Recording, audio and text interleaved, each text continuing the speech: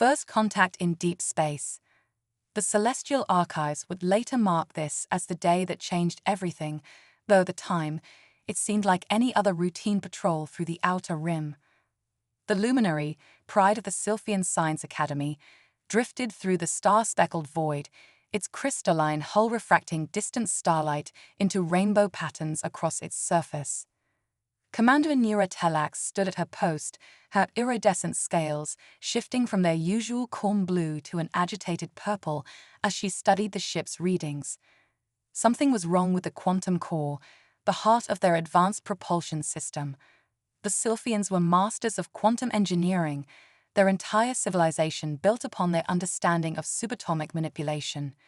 Yet here they were, stranded in the depths of uncharted space, their supposedly infallible technology failing them.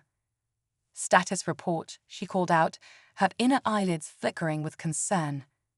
Her chief engineer, Velasin, looked up from her console, her own scales a matching shade of worried purple. "The quantum matrix is destabilizing, Commander. The containment field is holding for now, but..." She trailed off, mandibles clicking in frustration. "But what, Engineer Sin?" "But I've never seen anything like this. It's as if the quantum particles are misbehaving, defying our models. The harmonics are all wrong." The Sylphians had spent centuries perfecting their quantum drive technology. It was elegant, precise, and absolutely reliable, until now. The ship's emergency beacon pulsed steadily into the void, though Naira held little hope. They were far from established trade routes, in a sector marked minimal traffic on their star charts. A sharp chirp from the communications array startled the bridge crew. "Commander," called out Communications Officer Irie, her scales flickering to attention. "We're receiving a response to our distress signal." Nora straightened her posture, smoothing her ceremonial robes. "Origin." "It's..."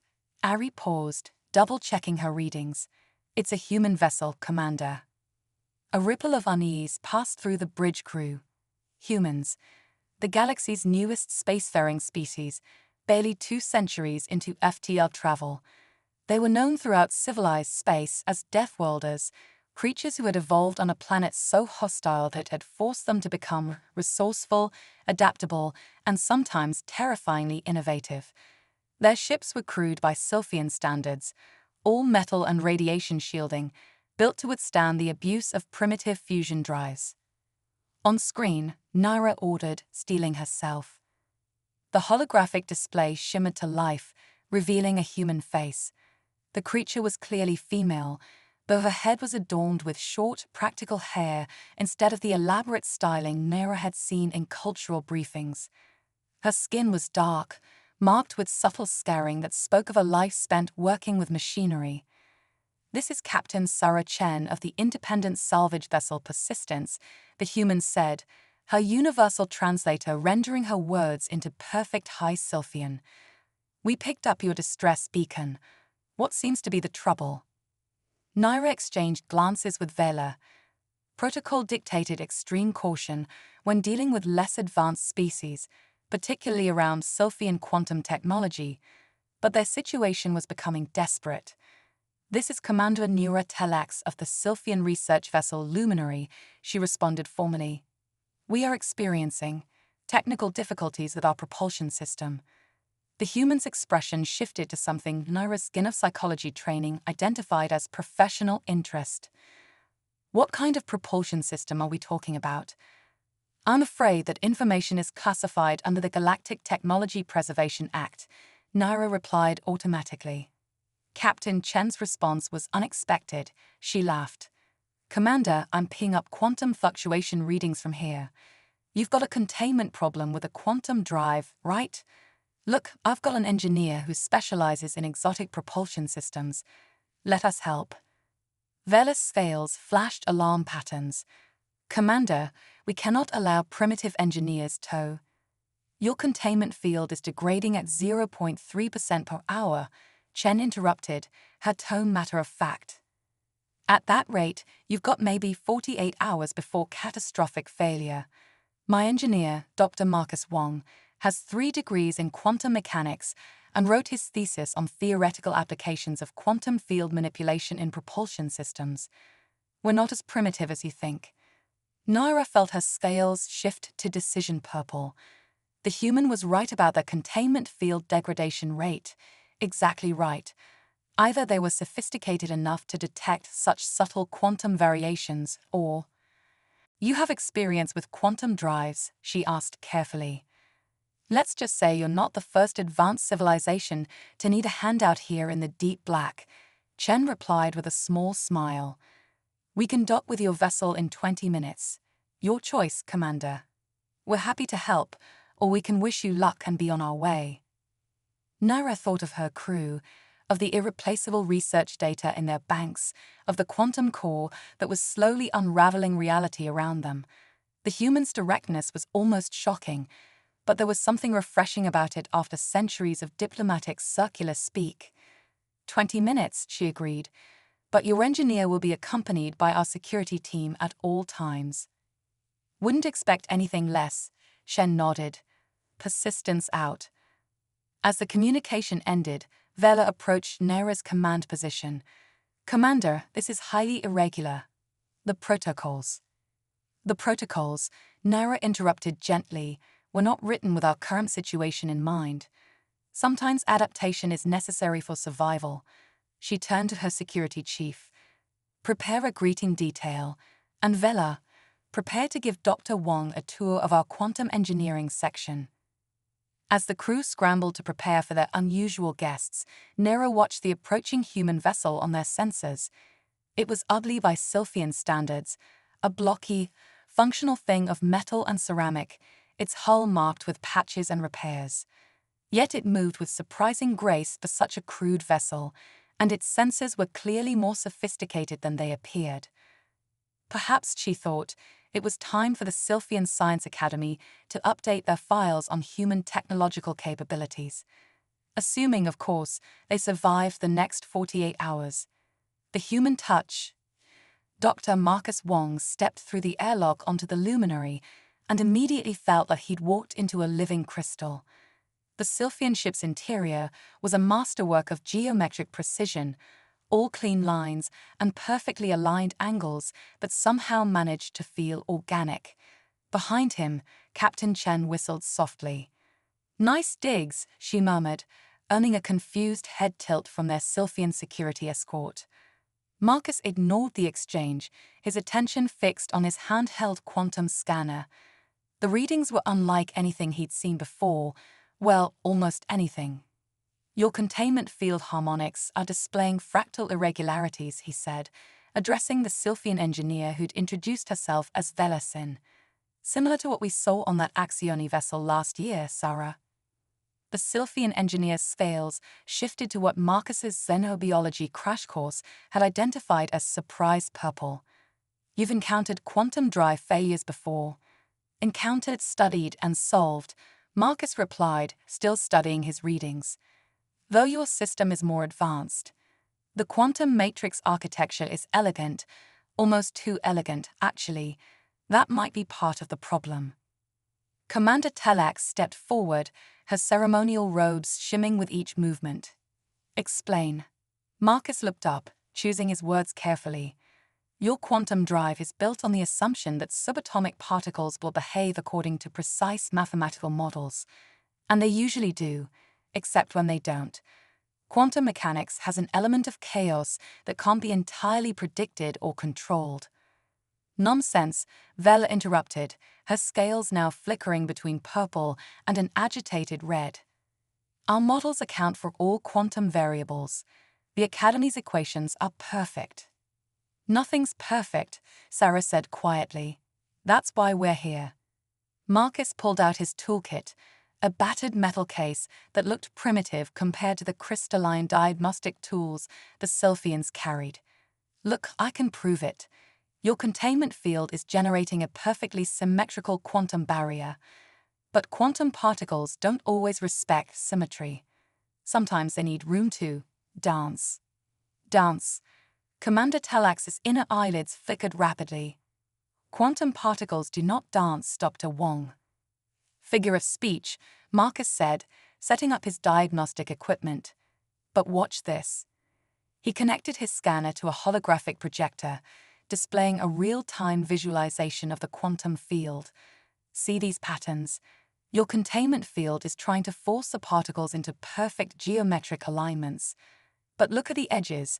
There's quantum tunneling occurring because the particles are seeking a more natural configuration. Vela moved closer, her scientific curiosity temporarily overcoming her skepticism. Impossible. The Academy's models specifically prevent quantum tunneling through harmonic stabilization. In theory, Marcus agreed, but we're not in a theoretical classroom.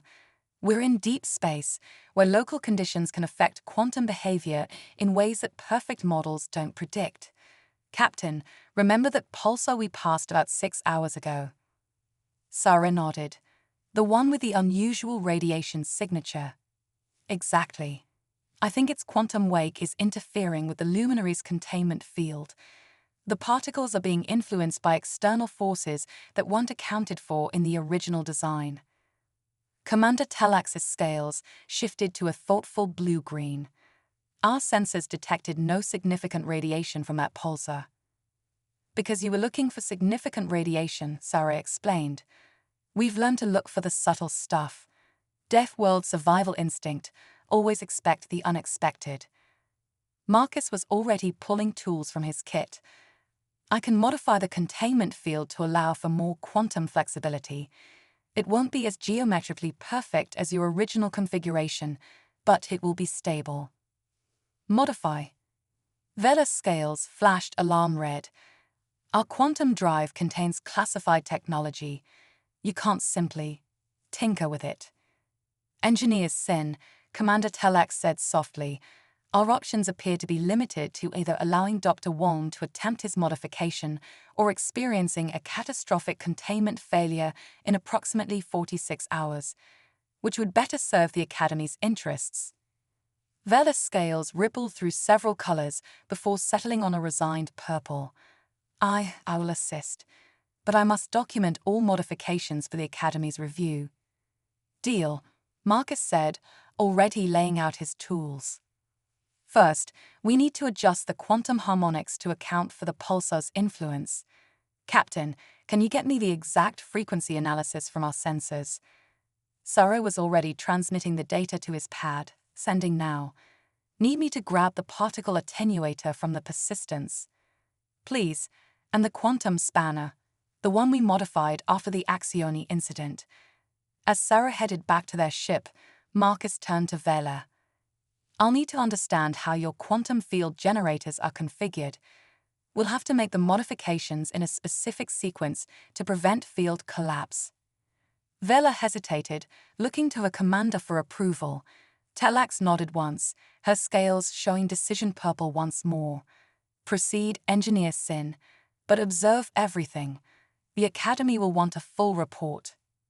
For the next several hours, Marcus and Vela worked side by side, their different approaches to engineering creating an interesting dynamic. Where Vela sought mathematical perfection, Marcus worked by intuition and experience, making adjustments based on real-time quantum behavior rather than theoretical models. But the calculations. Vela would begin, only to be interrupted by Marcus, showing her actual quantum field readings that defied those very calculations.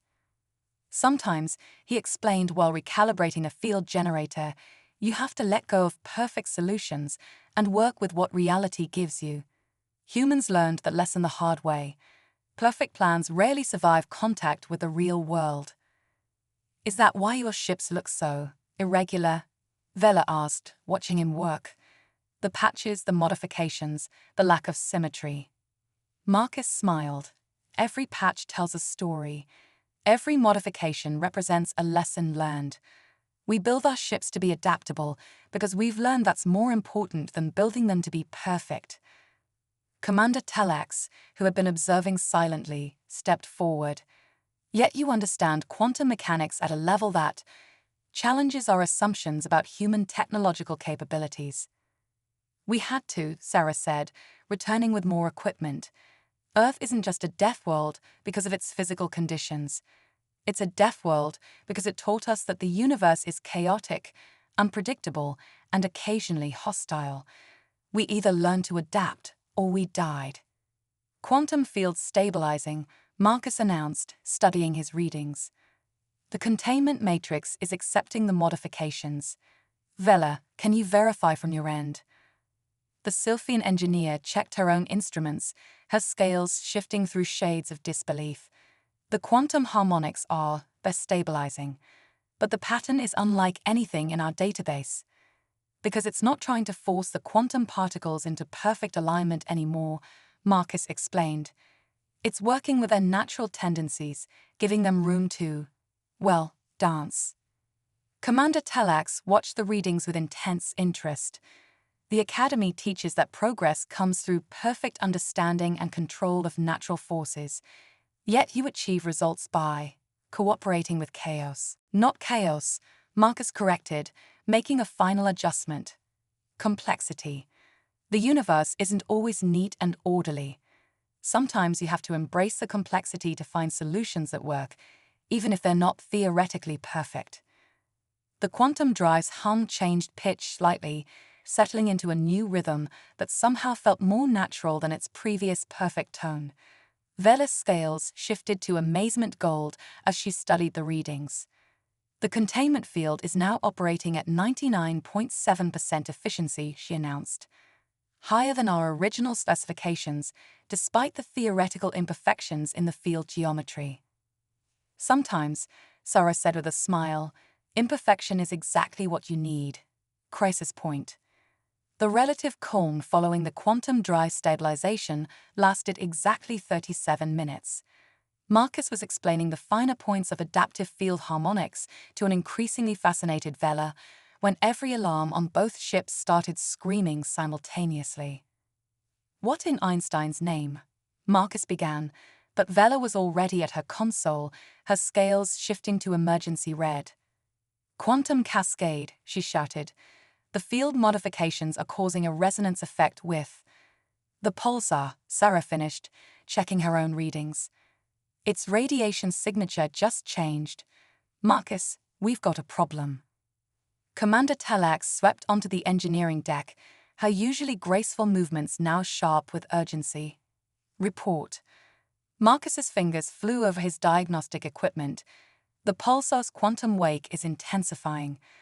Our modifications to the containment field were based on the previous radiation levels. With the new intensity, he looked up, his expression grim. We've got maybe 20 minutes before both ships' quantum fields collapse completely. Both ships. Telex's inner eyelids flickered rapidly. But your vessel doesn't use quantum technology.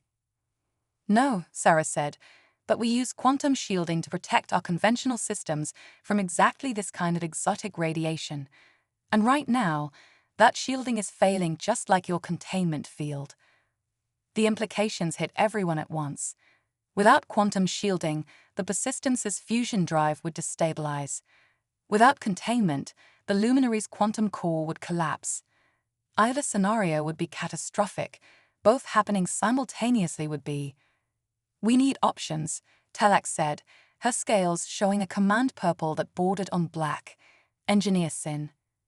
Vela's scales were cycling through colors so rapidly they became a blur. The Academy's protocols for quantum cascade failure require immediate core shutdown and... We don't have time for a proper shutdown, Marcus interrupted, earning a flash of irritation from Vela's scales. The cascade will collapse both fields before we can complete the sequence. Then we are lost, Vela said, her scales settling into a resigned gray. Without proper shutdown protocols. No, Sarah's voice cut through the growing despair like a laser through fog. Marcus, remember that Heisenberg compensator we salvaged from the Axione ship. Marcus's eyes widened. The one we could never get working. Sarah, that's experimental tech, and we don't even know if it works, it could stabilize both quantum fields long enough for us to figure something out, she pressed. If it doesn't, we're no worse off than we are now. What is this device? Telex demanded. Axione quantum technology, Marcus explained quickly. It's designed to compensate for uncertainty in quantum states, but we've never been able to decode its operating principles fully. It's in our cargo hold, but... Bring it, Telex ordered. Now. Sarah was already moving. On it. Marcus, start calculating how we might interface it with both ships' quantum systems. Commander, Vela protested, we cannot risk introducing unknown technology into our quantum core. The Academy's protocols specifically forbid. The Academy, Telex said quietly, is not here. We are, and we must adapt or die. She turned to Marcus. What do you need from us? For the next 10 minutes, the engineering deck became a blur of desperate activity. Sarah returned with the Axioni device, a twisted mass of exotic metals that seemed to bend light around it in impossible ways. Marcus and Vela worked frantically to interface it with both ships' quantum systems, their different approaches to engineering now complementing each other in the face of crisis. The quantum harmonics need to be perfectly aligned, Vela insisted, her scales flickering between concentration blue and panic red. Forget perfect, Marcus countered, making rapid adjustments. We need them synchronized. There's a difference. He looked up at Sarah. Power readings. Quantum cascade accelerating, she reported grimly. Field collapse in 7 minutes. Marcus wiped sweat from his forehead. Vela, I need you to stop thinking like an Academy engineer for a minute. The Axioni device doesn't work on perfect mathematical principles. It works on quantum uncertainty itself. That's impossible, Vela said automatically, then paused. Isn't it? The Axioni understood something about quantum mechanics that neither humans nor Sylphians have figured out yet, Marcus explained, still working. Their technology doesn't try to control quantum uncertainty, it embraces it. Commander Telex moved closer, watching the incomprehensible device with all 3 sets of eyelids fully open. Like your containment field modifications, working with chaos rather than against it. Exactly. Vela, can you reconfigure your quantum harmonics to match these frequencies? Don't try to perfect them, just match them exactly as they are. The Sylphian engineer's scales shifted to determination gold. Yes, I can do that. Field collapse in 4 minutes, Sarah announced tensely. Marcus connected the final interfaces. Ready on this end, Vela. Quantum harmonics synchronized. But Marcus, the energy patterns make no mathematical sense. The uncertainty factors err. Perfect, he finished with a grim smile. Sarah, hit it. Captain Chen activated the Axioni device. For a moment, nothing seemed to happen. Then reality itself appeared to hiccup. Every screen and sensor on both ships went blank for exactly 2.7 seconds. When they came back online, the readings were impossible, Vela whispered, her scales shifting to a color Marcus had never seen before. The quantum cascade had stopped. More than that, both ships' quantum fields had stabilized into a configuration that defied every principle of quantum engineering the Sylphians held sacred. The Axioni device pulsed with an inner light that seemed to exist in more dimensions than space allowed for. Quantum fields stable, Sarah reported, double-checking her readings. Whatever that thing's doing, it's working. How? Telex demanded, staring at the device. How is it maintaining quantum stability without a proper containment matrix? Marcus shook his head, studying the readings with a mix of professional fascination and personal humility. I don't think we're maintaining anything. I think the device is suggesting to the quantum particles that they might want to behave themselves for a while. Suggesting. Vela's scales flickered in confusion. To quantum particles. Remember what I said about dancing? Marcus gestured to the readings. Look at these patterns. The quantum fields aren't being forced into stability. They're choosing to remain stable because the Axioni device is somehow making it the path of least resistance. Sarah checked their navigation systems. We've got full power back on the persistence. Quantum shielding is holding steady in the new configuration. The Luminary's quantum drive is operational, Vela reported, her scales still showing that unprecedented color. Though I hesitate to use that word when I cannot explain how or why. Commander Telex was silent for a long moment, studying the impossible device that had saved both ships. Finally, her scales shifted to decision purple once more. Perhaps, she said carefully, there are some questions that cannot be answered through perfect mathematical models. Perhaps some mysteries require us to dance with them. Breaking protocol. The aftermath of the quantum cascade crisis left both ships' crews in a state of uneasy wonder. The Axioni device continued its impossible work, maintaining quantum stability through means that violated virtually every principle of physics the Sylphians held sacred. But it was what happened next that truly shook their understanding of the universe. These readings are extraordinary, Marcus said, studying the data streams from both ships' sensors. The quantum fields aren't just stable, they're becoming more efficient. It's like they're learning from each other. Vela's scales had settled into a new pattern, a shifting rainbow that Marcus had begun to associate with scientific curiosity overriding cultural constraints. The quantum harmonics are showing patterns I've never seen before. According to Academy doctrine, these configurations should be impossible.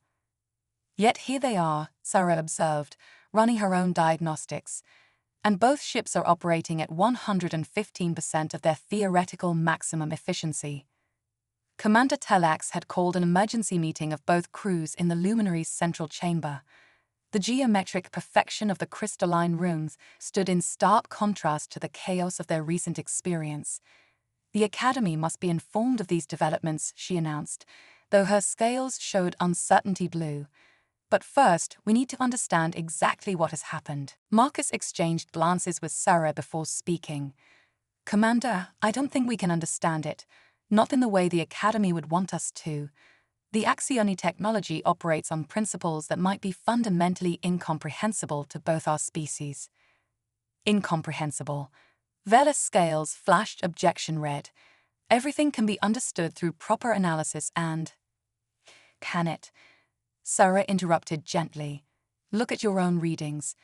The quantum fields are doing things that your equations say are impossible, yet they're doing them anyway, and doing them better than your perfect configurations ever did. The Sylphian crew shifted uncomfortably, their scales creating a rippling aurora of confused colors. One of the junior engineers, whose name Marcus had learned was Kira, stepped forward hesitantly. I've been analyzing the quantum field interactions, she said, her scales showing nervous green. They remind me of biological systems. Explain, Telex commanded. All three sets of eyelids focused intently on the young engineer. Living things don't follow perfect mathematical models, Kira continued, gaining confidence. They adapt, evolve, find new ways to solve problems. These quantum fields, they're behaving more like living systems than mechanical ones. Marcus snapped his fingers, earning startled looks from the Sylphians. That's it. The Axioni device isn't controlling the quantum fields, it's letting them evolve. Preposterous, one of the senior Sylphian scientists declared, his scales rigid with disapproval. Quantum fields are not alive. They cannot evolve. Why not? Sarah challenged. We're discovering new forms of life all the time, silicon-based, energy-based, even some that exist partially in subspace. Who are we to say what can and cannot be alive? Commander Telex raised a hand for silence, her scales shifting through various shades of thought blue. Dr. Wong, are you suggesting that the Axioni understood quantum mechanics as biology rather than physics? It will explain a lot, Marcus said, warming to the idea. Why their technology never made sense to us or to you, we were both trying to force it into our existing paradigms. The Sylphians see quantum mechanics as perfect mathematics. Humans see it as complex but manageable physics. But the Axioni, what if they saw it as life? Vela's scales had shifted to that new rainbow pattern again. The implications would be profound. The Academy's entire approach to quantum engineering would need to be reconsidered. Not just the Academy's approach, Sarah added. Human quantum theory would need a complete overhaul too. We're both trying to control something that might be better treated as a partner. Marcus pulled up the latest sensor readings on the main display. Look at these patterns. The quantum fields aren't just stable, they're innovating, finding new configurations that neither of our species ever imagined possible. The display showed a mesmerizing dance of quantum interactions, fields twisting and flowing in ways that defied conventional physics but displayed an undeniable elegance. "It's beautiful," Kira whispered, her scales shimmering with wonder gold. "It is," Telax agreed softly. Then, with more authority, Engineer Sin began documenting everything. The Academy protocols for first contact with new life forms take precedence over quantum engineering protocols. First contact. Vela's scales flickered in surprise. "Commander, surely you don't mean..." If Dr. Wang's theory is correct, we may be witnessing our first contact with quantum life forms. The fact that we've been trying to control them all this time. Talax's scales shifted to regret gray. Perhaps there is wisdom in the human approach of working with nature rather than seeking to master it. Sarah moved to the display, studying the quantum dance. "We've got a lot to learn from each other." The Sylphian understanding of quantum mechanics combined with human adaptability, and now this new perspective from the Axioni. "Speaking of learning," Marcus interjected, "these readings suggest we might be able to do more than just maintain quantum stability. If we treat the fields as living systems, we might be able to communicate with them." The chamber erupted in a cascade of color as every Sylphian scales reacted to this suggestion. Commander Telax had to raise her voice for attention. "Explained," she ordered, her scales showing intense interest despite her formal tone. Marcus pointed to a particular pattern in the quantum dance. "See this oscillation here? It's not random. It's responding to changes in our sensor scans. If we modify the scanning frequency..." He made a quick adjustment. The quantum fields shifted, creating a new pattern that mirrored the change in frequency. Then, to everyone's astonishment, they produced a third pattern that seemed to be a combination of the first two, but more efficient than either. "They're not just responding," Vela said, her scales now matching Kira's wonder gold. "They are suggesting improvements." "Life finds a way," Sarah quoted softly, "whether we recognize it as life or not." Commander Telax studied the display for a long moment, her scales cycling through various shades of decision purple before settling on a deep royal hue. "Dr. Wang, Captain Chen, would you be willing to remain with us for an extended period? I believe both our species have much to learn from this situation." "And from each other," Marcus added, smiling. "I'd be honored, Commander." "Same here," Sarah agreed, "though we might want to work on establishing a more permanent quantum link between our ships. Something tells me we're going to be doing a lot of collaborative research." Indeed, Telax's scales shifted to a formal pattern. "I will inform the Academy that we have made first contact with two new forms of intelligence, humanity and quantum life itself. I suspect they will find one just as surprising as the other."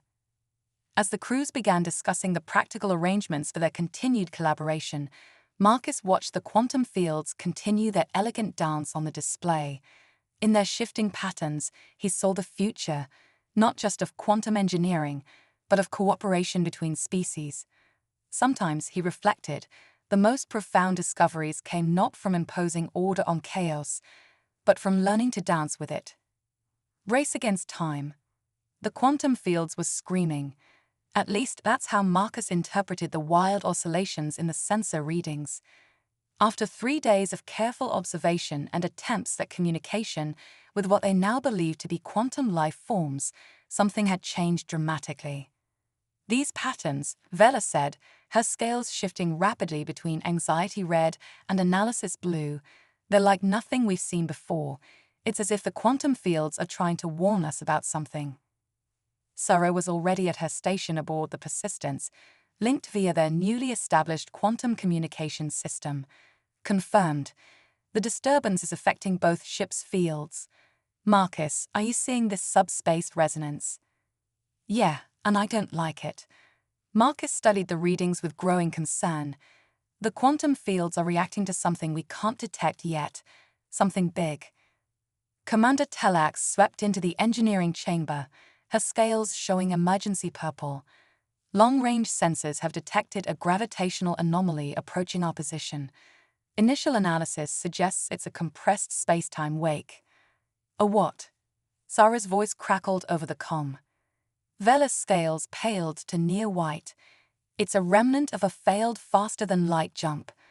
A ship must have catastrophically misjumped somewhere nearby, tearing a hole in space-time. The wake is expanding outward, consuming everything in its path. Marcus quickly pulled up the sensor data. How long do we have? At current velocity, the wake will reach our position in approximately 43 minutes, Tellax reported grimly.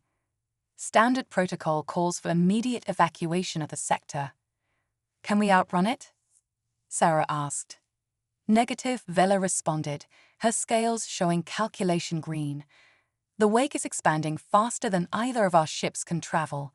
Even at maximum quantum drive output, we cannot escape its radius in time. Marcus watched the quantum field patterns shifting on his display. Look at this. The fields aren't just warning us, they're trying to show us something. These patterns, they're not random. Dr. Wong. Tellax moved closer, all three sets of eyelids focused on the display. The quantum fields are organizing themselves into new configurations, he explained, fingers flying over the controls. It's similar to what we saw before, but more purposeful. Vela, can you analyze these harmonics? The Sylphian engineer joined him, her scales shifting to that now familiar rainbow pattern of scientific curiosity. The quantum resonance is forming a complex interference pattern. According to Academy theories, this should be causing catastrophic field collapse, but instead, it's becoming stronger, Sarah finished. The quantum fields are working together, building something. Young Kira, who had proven invaluable in interpreting the quantum field's behavior, spoke up from her station. They're not just working together, they're trying to teach us something. Look at the way the patterns repeat and evolve.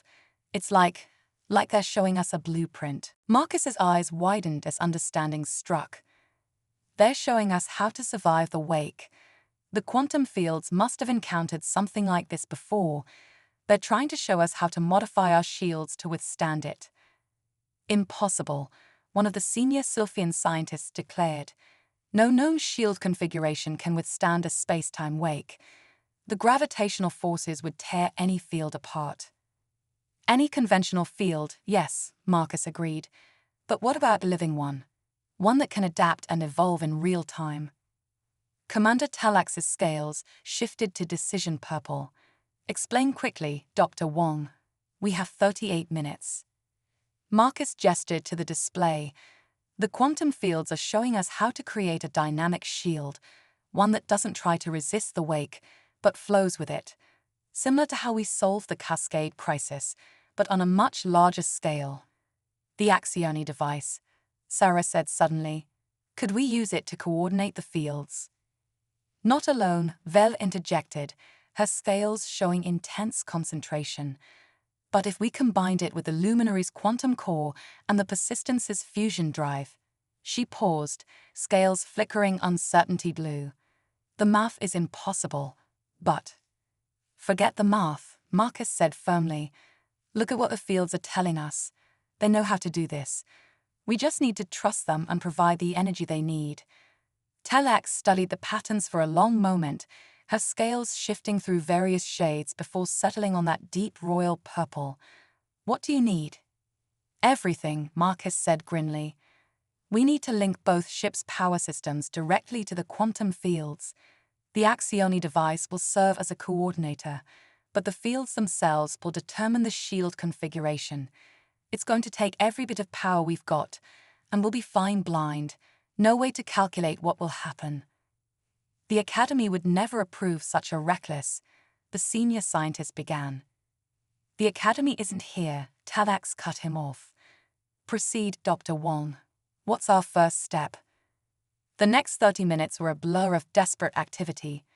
Both crews worked frantically to modify their ship's systems, following the quantum field's guidance rather than established engineering principles. The Persistence's fusion drive was linked directly to the Luminary's quantum core, with the Axioni device serving as an impossible interpreter between the two technologies. "Wake contact in 7 minutes," Sarah reported tensely. "Shield modifications are ready on our end." Quantum core is at maximum output, Vela confirmed, her scales showing a mix of fear red and determination gold. "Feel harmonics are following the pattern, I think." Marcus watched the quantum fields shift and flow, more alive now than ever. "They know what they're doing. We just have to trust them and provide the power they need." 5 minutes to wake contact, Telex announced. "All crew secure for gravitational disturbance. This is not a drill." The quantum fields began to pulse with increasing intensity. On both ships, power systems strained to their limits as energy poured into the evolving shield configuration. Reality itself seemed to bend around them as the fields wove themselves into patterns that defied physics but felt somehow right. 3 minutes. Wake effects beginning to interfere with standard sensors. Marcus felt it then, a subtle vibration that seemed to come from everywhere and nowhere at once. The space-time wake was approaching, its gravitational distortions already reaching for them with invisible fingers. 2 minutes. Quantum shield integrity at unknown. Conventional metrics no longer apply. The quantum fields blazed with energy, their patterns now so complex they made Marcus's eyes water. The Axioni device pulsed with that impossible light, coordinating a dance of forces that no engineer had ever imagined possible. 1 minute. All hands, brace for impact. Sarah's voice came over the comm, steady despite the tension. "Whatever happens, it's been an honor working with you all. Wake contact in 30 seconds." Marcus watched the quantum fields reach out to meet the approaching distortion. In that moment, he understood something fundamental about the universe. It wasn't a machine to be controlled or a problem to be solved. It was a dance to be joined, a song to be sung, a story to be told. 10 seconds. The quantum fields flared one final time, and reality changed. Paradigm shift. The space-time wake hit like a tsunami of pure physics. Reality twisted, stretched, and threatened to tear itself apart around the two linked ships. But the quantum fields held, not by resisting the wake, but by dancing with it in ways that defied comprehension. Through the Axioni device's otherworldly glow, Marcus watched in awe as the quantum fields adapted in real time, flowing like liquid light around the gravitational distortions. The luminary's crystalline hull refracted impossible colors as space itself warped around them. "Status." Telax's voice cut through the chaos, her scales showing a complex pattern of command purple shot through with wonder gold. "Conventional sensors are offline," Vela reported, her own scales flickering rapidly. "But the quantum fields, they're not just protecting us. They're communicating with the wake." Sarah's voice crackled over the quantum link, distorted but clear enough. "Persistence confirms. The fields are using the wake's own gravitational distortions to strengthen our shields. It's like they're turning the weapon against itself." Marcus studied the readings, understanding dawning in his eyes. "Not against itself, they're transforming it. Look at these patterns. The quantum fields aren't fighting the wake. They're teaching it to dance too." The senior Sylphian scientist, who had been watching in stunned silence, finally found his voice. "Impossible. A space-time wake is a mindless force of physics. It cannot be taught or transformed." "Can't it?" Kira asked softly, her scales showing that now familiar rainbow pattern of discovery. "If quantum fields can be alive, why not space-time itself?" As if in answer, the wake's destructive energy began to change. The violent gravitational tears became smoother, more rhythmic. The quantum fields pulsed in harmony with them, creating patterns that seemed to exist in more dimensions than space allowed. "Power consumption dropping," Sarah reported. Whatever they're doing, it's working. The wake is stabilizing. Not just stabilizing, Marcus said, watching the dance of energies with growing excitement. Look at the subspace readings. The fields aren't just protecting us from the wake, they're healing the tear in space-time that caused it.